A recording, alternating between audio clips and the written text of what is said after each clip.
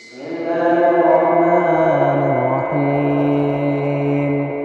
وقالت اليهود ليست النصارى على شيء وقالت النصارى ليست اليهود على شيء وهم يتلون الكتاب كذلك قال الذين لا يعلمون مثل قولهم فالله يحكم بينهم يوم القيامة فيما كانوا فيه يختلفون.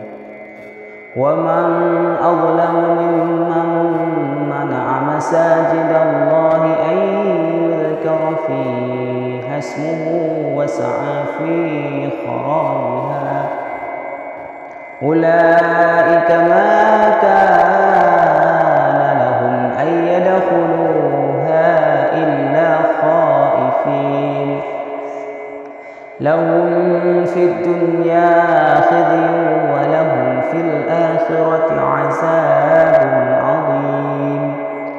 ولله المشرق والمغرب فأينما تولوا فثم وجه الله إن الله واسع عليم.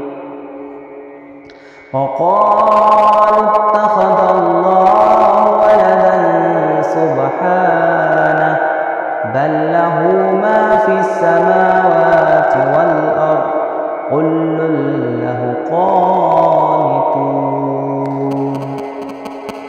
بديع السماوات والأرض وإذا قضى أمرا فإنما يقول له كن فيكون.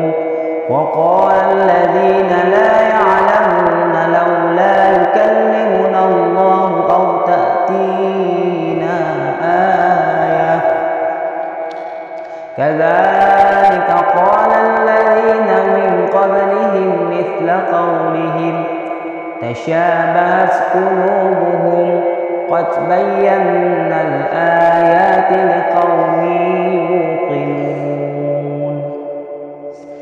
إنا أرسلناك بالحق بشيرا ونظيرا ولا تسأل عن أصحاب الجحيم. ولن ترضى عنك اليهود ولا النصارى حتى تتبع ملتهم قل إن هدى الله هو الهدى ولئن اتبعت أهواءهم بعد الذي جاءك من العلم ما لك من الله من ولي ولا نصير.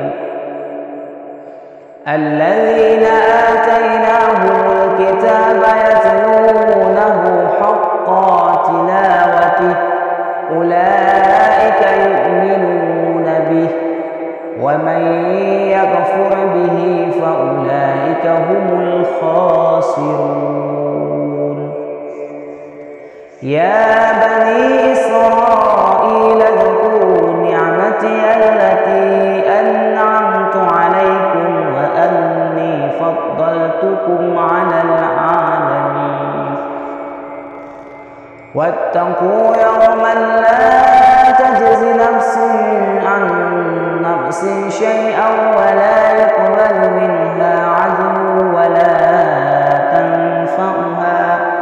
ولا تنفعها شفاعة ولهم ينصرون.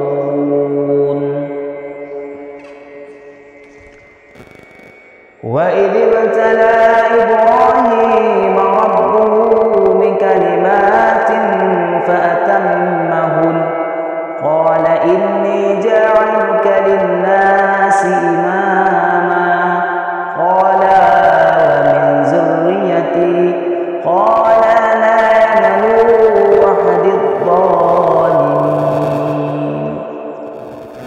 وإذ جعلنا البيت مثابة للناس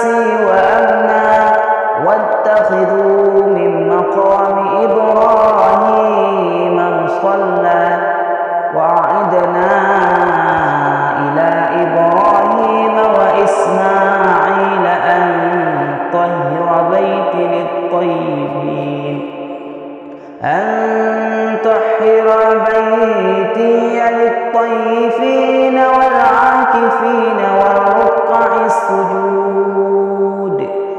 وإذ قال إبراهيم رب اجعل هذا بلدا آمنا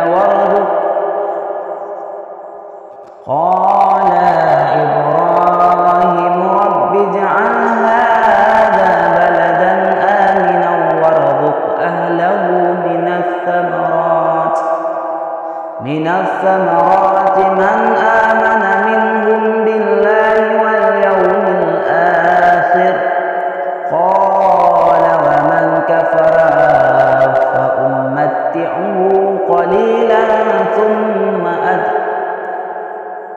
فأمتعه قليلا ثم أضطره إلى عذاب النار وبئس المصير.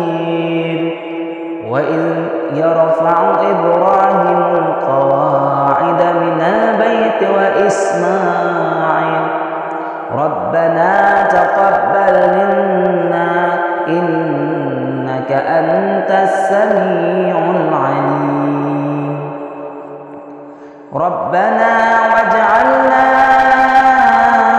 مسلمين لك ومن ذريتنا أمة مسلمة لك وأرنا مناسكنا وتب علينا إنك أنت التواب الرحيم.